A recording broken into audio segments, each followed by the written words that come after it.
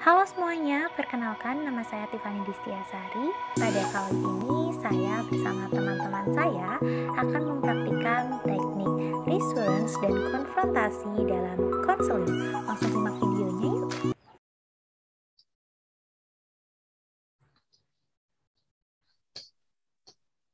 Assalamualaikum, permisi. Selamat siang, Bu Tiffany. Waalaikumsalam, selamat siang juga. Mbak Sinta, silakan masuk Mbak, silakan duduk. Baik, Bu, terima kasih. Iya, sama-sama. Mbak Sinta habis dari mana ini? Habis dari kelas, Bu. Oh, habis dari kelas. Habis pelajaran apa? Habis pelajaran IPA, Bu. IPA? Iya, Bu. Wah, sama Pak Bagus ya? Iya. Wah, pasti kelasnya seru ya. Orang gurunya yang ngajar aja humoris banget. Hmm. Iya, Bu. Oh iya, Mbak Sinta. Gimana kemarin Mbak Sinta jadi ikut lomba menggambar? Jadi, Bu, Gimana lombanya? Lancar? mantap sih, Bu. Tapi awalnya saya pikir bakalan sulit, Bu. Tapi setelah saya ikuti, ternyata saya bisa menyelesaikan gambarnya dengan baik. Dan saya mendapatkan juara 3, Bu. Wah, bagus itu. Selamat ya Mbak Sinta. Tuh kan, benar kata Ibu, kalau Mbak Sinta itu bisa. Soalnya menurut Ibu, gambar Mbak Sinta itu bagus. Besok kalau ada lomba, dicoba lagi ya. Terus rebut juara satunya. Hehe. Siap, Bu, laksanakan. Oh iya Mbak Sinta, ngomong-ngomong Mbak Sinta ada apa? Kok tumben banget datang ke ruang konseling? Iya, Bu. Ada suatu hal yang ingin saya ceritakan ke Ibu. Saya juga ingin melakukan proses konseling dengan Ibu. Soalnya, gimana ya, Bu? Saya tuh bingung harus cerita ke siapa lagi. Oh iya, iya. Baik Mbak Sinta, Ibu ucapkan terima kasih. Namun Mbak, sebelumnya Ibu mohon maaf, jam 2 nanti Ibu ada rapat dengan kepala sekolah. Dan kita hanya mempunyai waktu sekitar 45 menit. Oleh karena itu, mari kita manfaatkan waktu selama 45 menit ini dengan sebaik-baiknya ya Mbak. Baik, Bu. Oke, kalau begitu Ibu mau tanya dulu sama Mbak Sinta, apakah Mbak Sinta sebelumnya sudah pernah melakukan proses konseling? Belum pernah, Bu. Ini pertama kalinya saya mengikuti proses konseling. Oh alah, iya Mbak. Jadi ini pertama kalinya ya Mbak Sinta mengikuti proses konseling. Iya, Bu. Baik, kalau begitu Ibu ucapkan terima kasih. Namun, perlu Mbak Sinta ketahui terlebih dahulu bahwa dalam proses konseling itu, semua masalah yang saat ini Mbak Sinta alami akan kita bahas, kita bicarakan, dan kita cari jalan keluarnya secara bersama-sama. Kemudian, apapun yang akan kita bicarakan nanti, itu semua dijamin kerahasiaannya. Hanya Ibu, Mbak Sinta, dan Tuhan saja yang tahu. Jadi Mbak Sinta tenang saja, tidak perlu ragu, takut, ataupun khawatir. Baik, Bu. Oke Mbak Sinta, kalau Ibu boleh tahu, apa nih yang ingin Mbak Sinta ceritakan kepada Ibu? Jadi gini, Bu. Saya tuh sedang kesal, Bu. Kesal? Kesal kenapa Mbak? Gimana? Kalau Ibu boleh tahu apa yang membuat Mbak Sinta kesal? Jadi gini, Bu. Saya sedang ada masalah saya kesal juga dengan orang tua dan pacar saya. Mbak Sinta kesal dengan orang tua dan pacar Mbak Sinta? Iya, Bu. Coba ceritakan kepada Ibu, apa yang membuat Mbak Sinta kesal dengan orang tua dan pacar Mbak Sinta? Jadi gini ya, Bu. Sebentar lagi kan saya lulus dan saya akan melanjutkan ke perguruan tinggi. Saya sudah menentukan jurusan apa yang akan saya ambil. Saya juga sudah menentukan universitas mana yang akan saya pilih. Tapi orang tua saya tidak setuju, Bu, dengan jurusan dan universitas yang pilihan saya. Nah, waktu saya cerita ke pacar saya malah kayak nggak peduli gitu, Bu, sama saya. Waktu saya butuh saran atau solusi, dia malah asik main game online, Bu. Intinya ya saya sebel lah, Bu, sama mereka. Pada intinya, masalah Mbak Sinta ini ada dua ya. Ada ketidakcocokan dalam pengambilan jurusan dan universitas antara Mbak Sinta dan orang tua, serta Mbak Sinta sedang ada masalah dengan pacar Mbak Sinta. Benar begitu, Mbak? Iya, Bu. Nah, kalau begitu, dari kedua masalah tersebut, mana yang mendesak untuk kita bicarakan terlebih dahulu, Mbak? Menurut saya, masalah saya dan orang tua saya terlebih dahulu saja, Bu. Soalnya, kalau masalah sama pacar saya, mungkin saya bisa ceritakan sendiri. Oh iya, iya, baik Mbak. Kalau begitu, coba ceritakan kepada Ibu, apa yang membuat orang tua Mbak Sinta tidak setuju dengan jurusan dan universitas yang Mbak Sinta pilih?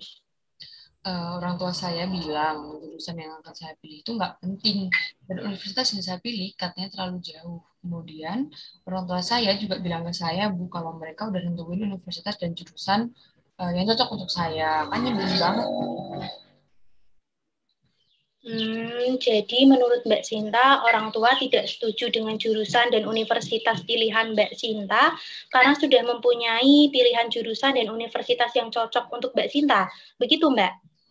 Ya, Bu, benar sekali. Sampai saya sendiri tuh bingung dan heran gitu loh, Bu, sama orang tua saya. Khususnya sama ayah saya sih. Ayah saya tuh pinginnya saya selalu mengikuti apa keinginannya. Dan bahaya saya itu tipe orang yang selalu kekeh dengan pendapatnya. Kan nyebelin, Bu, itu intinya.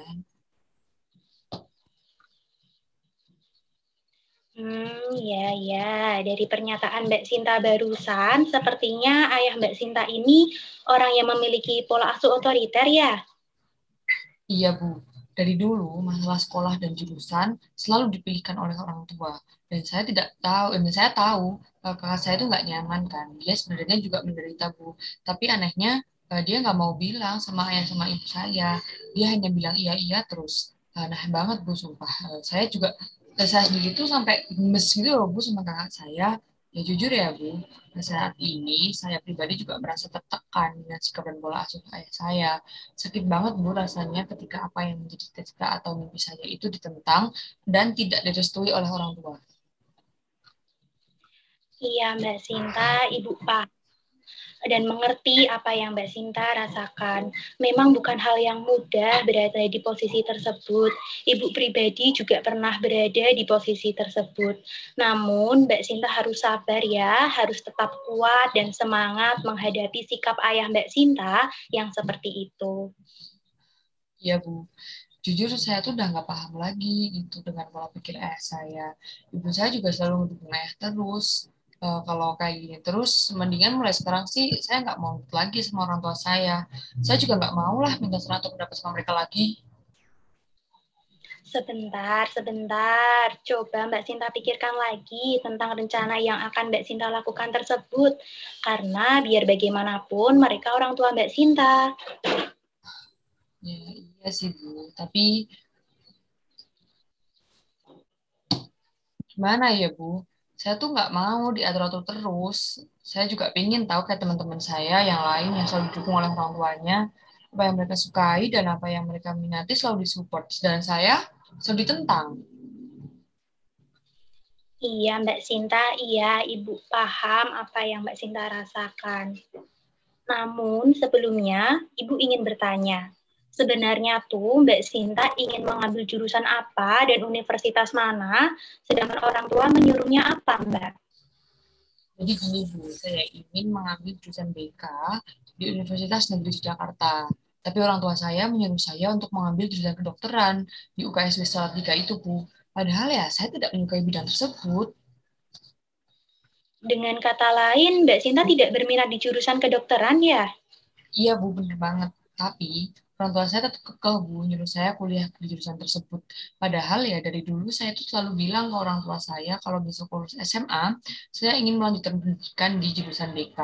Mereka juga selalu bilang iya sih awalnya, karena saya nurut dan memiliki prestasi yang bagus. Tapi nyatanya juga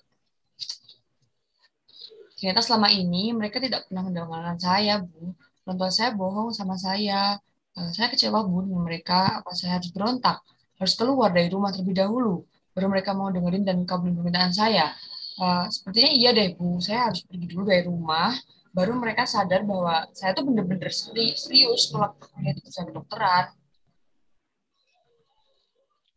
Sebelumnya Ibu mohon maaf Mbak Sinta, saya tidak setuju dengan rencana Mbak Sinta.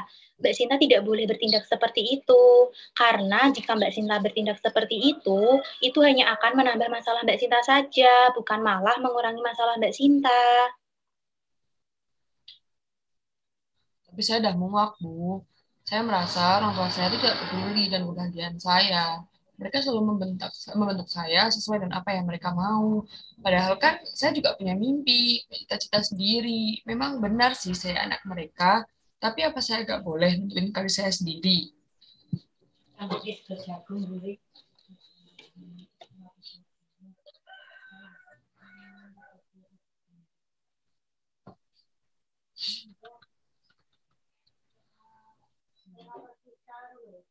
Padahal ya Bu, masuk jurusan BK itu udah jadi cita saya sejak SMP.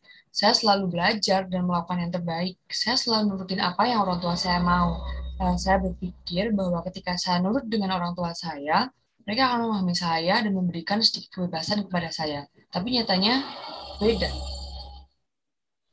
Iya Mbak Sinta, Ibu mengerti apa yang Mbak Sinta rasakan. Semua itu memang berat, semua itu memang menyakitkan. Tapi Mbak Sinta perlu ingat bahwa setiap orang tua pasti menginginkan yang terbaik untuk anaknya. Ya, iya sih Bu. Ya udah deh kalau seperti itu mungkin solusi terbaik saat ini adalah saya tidak usah kuliah saja sih. Saya mau jadi pengangguran aja lah, Bu. Saya pasti akan sangat senang jika menjadi pengangguran. Tidak perlu mengerjakan tugas, tidak perlu berlatih kampus, dan lain-lain. Mbak Sinta, baru saja Anda mengatakan bahwa Mbak Sinta senang jika menjadi pengangguran, tapi Anda menangis. Apakah ini menandakan bahwa Anda merasa jika Anda tidak kuliah, tidak senang, merasa sedih jika Anda tidak kuliah dan menjadi pengangguran?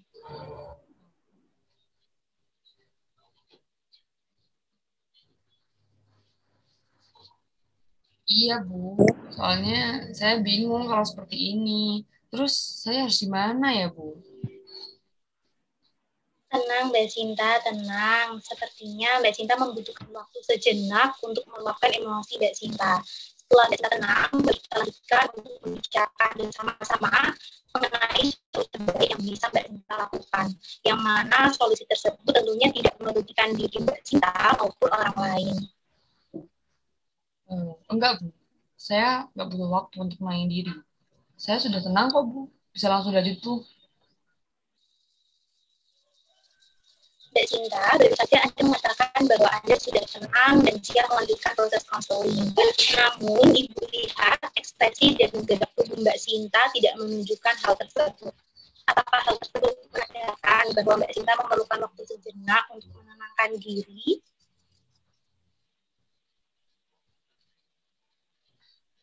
Iya, Bu. Maafkan saya, Bu. Sekarang saya sudah benar-benar siap untuk melanjutkan proses konseling. Mbak Cinta yakin? Iya, Bu.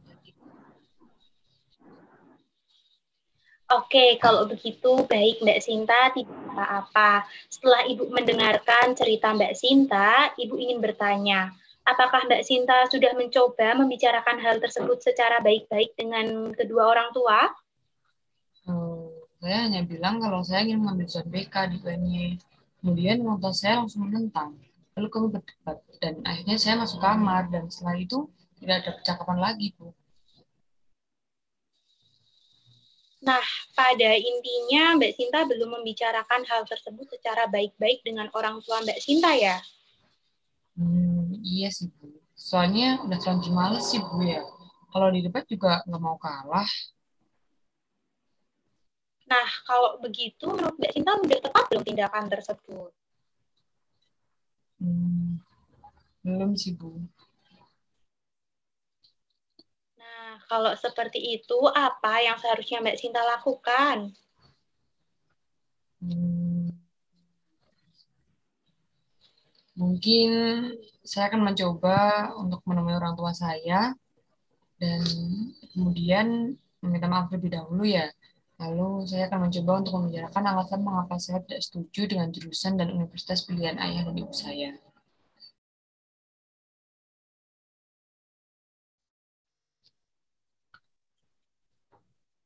Bagus Mbak Sinta, benar sekali. Sesuai pernyataan Mbak Sinta barusan, Mbak Sinta ingin menemui orang tua, kemudian meminta maaf dan menjelaskan alasan mengapa tidak setuju dengan jurusan dan universitas pilihan orang tua. Maka sangat baik sekali jika rencana tersebut dapat dilaksanakan. Dan pastinya orang tua Mbak Sinta akan mempertimbangkan lagi apakah Mbak Sinta diperbolehkan kuliah di jurusan BK. Ya, Bu. Nah, soalnya gimana ya, Bu? Kuliah di jurusan BK itu udah jadi impian saya. Tapi yang menjadi masalah, saya tidak tahu, Bu, alasan apa saja yang mungkin bisa mendukung pilihan jurusan dan universitas saya. Begitu ya. Di awal Mbak Sinta mengatakan bahwa kuliah di jurusan BK sudah menjadi cita-cita Mbak Sinta. Namun Mbak Sinta tidak tahu apa yang harus disampaikan kepada orang tua mengenai alasan apa yang mendukung pernyataan Mbak Sinta. Apakah benar begitu, Mbak? Apakah menurut Mbak Sinta tidak ada sesuatu yang aneh di sini? Iya sih, Bu. Sebetulnya saya hanya bingung dan tidak tahu, Bu, harus mulai dari mana. Oh alah, begitu. Saran dari Ibu, sebaiknya Mbak Sinta mencoba untuk kembali merenungkan dan memikirkannya sebelum bicara kepada orang tua. Kemudian, setelah direnungkan, Mbak Sinta bisa memulainya. Misal dengan menyebutkan alasan mengapa Mbak Sinta ingin mengambil jurusan BK, kemudian manfaatnya apa, dan lain-lain. Oh, iya ya, Bu. Benar banget, Bu. Setelah itu, eh, saya juga bisa menjelaskan kepada orang tua saya bahwa BK itu penting dalam kehidupan dan merupakan pekerjaan yang mulia dan tidak bisa digantikan oleh siapapun. Baik, Bu, kalau begitu saya akan berusaha untuk meyakinkan orang tua saya dan saya akan buat mereka percaya tidak perlu mengkhawatirkan diri saya. Bagus Mbak Sinta, Ibu dengan Mbak Sinta. Karena Mbak Sinta sudah mampu mencari solusi untuk masalah yang sedang Mbak Sinta hadapi. Maka akan sangat baik jika Mbak Sinta mampu melakukan hal tersebut. Terima kasih, Bu. Kemudian saya juga akan menjelaskan bahwa universitas pilihan saya merupakan salah satu universitas terbaik juga. Akreditasinya juga sudah A ya, dan prestasinya juga sudah banyak sekali. Selain itu, saya juga akan mencari bukti-bukti bahwa universitas pilihan saya merupakan universitas yang tepat, sehingga orang tua saya lebih percaya dan membebaskan saya dalam menentukan jurusan dan universitas. Good Mbak Sinta, Ibu yakin kok kalau Mbak Sinta mampu menjelaskan dengan baik, tidak emosi, dan mampu memberikan alasan-alasan yang jelas, orang tua Mbak Sinta pasti akan mengerti. Kemudian yang perlu Mbak Sinta ingat bahwa semua orang tua itu peduli dan ingin anaknya bahagia. Iya, Bu. Wah, saya malah jadi merasa bersalah dan orang tua saya, pikiran saya terlalu sempit, bahkan sempat ingin melakukan hal-hal yang negatif. Ya sudah, Bu, terima kasih sudah mau mendengarkan cerita saya. Pikiran saya jadi lebih terbuka, perasaan saya juga jadi lebih lega. Puji Tuhan, kalau seperti itu Mbak Sinta, Ibu juga ikut senang bisa membantu Mbak Sinta.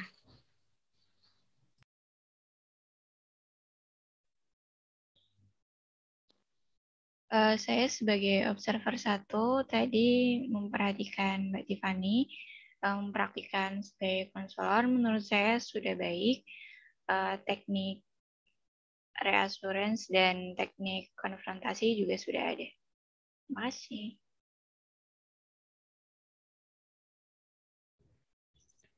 Oke, baik. Saya sebagai observer 2 juga setuju dengan observer 1. Mbak Tiffany sebagai konselor sudah baik, sudah lancar, dari ekspresi wajah juga sudah bagus. Terima kasih. Saya dari observer 3 setuju dengan observer 1 dan 2. Mbak Tiffany sebagai konselor sudah baik, sudah menerapkan teknik-teknik baru dan teknik-teknik yang diajarkan sebelumnya. Terima kasih.